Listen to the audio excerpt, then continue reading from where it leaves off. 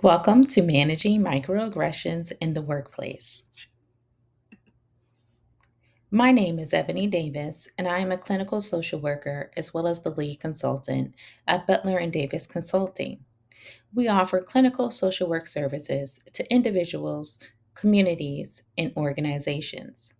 My goal is to enhance programs and provide strategies that promote healing and helping people move from merely surviving to thriving. Lastly, self care is empowerment. Ground yourself in the moment. After a microaggression or during a stressful event, take a deep breath, a deep belly breath where you can feel your stomach expand. This helps you get centered.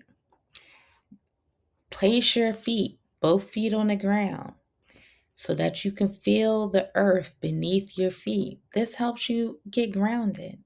Name three things that you can see, two things that you can feel, and one thing that you can hear. That this takes you out of your mind and into the environment. Create emotional release rituals. Journaling, using voice notes, venting, crying without judging yourself. Moving your body, dancing, walking, working out. All of these ways are ways to take care of yourself. Protect your energy daily. Make sure you block off time on your calendar for focus or rest. Say no without guilt.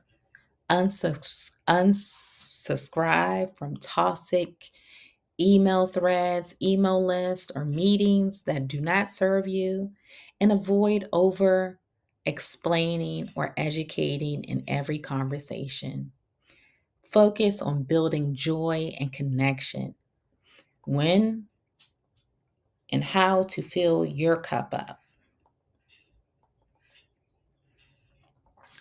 Lastly, spend time in Black centered spaces. This can be virtual or real spaces, but being around people who have similar experiences to you can be energizing and also be a way that you build a connection.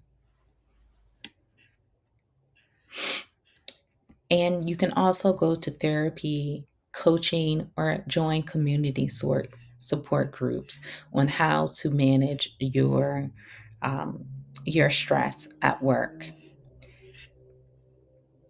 There are many different things uh, that you can do to take care of yourself, but remember, you cannot pour from an empty cup. So make sure that self care is a part of your day, it's a part of your routine, so that you can show up and build that resilience. Resilience is not a skill, it's not an attribute, it is a skill that can be developed over time. And so if you feel like your resiliency is low now, just know that it can get improved. Thank you for your time.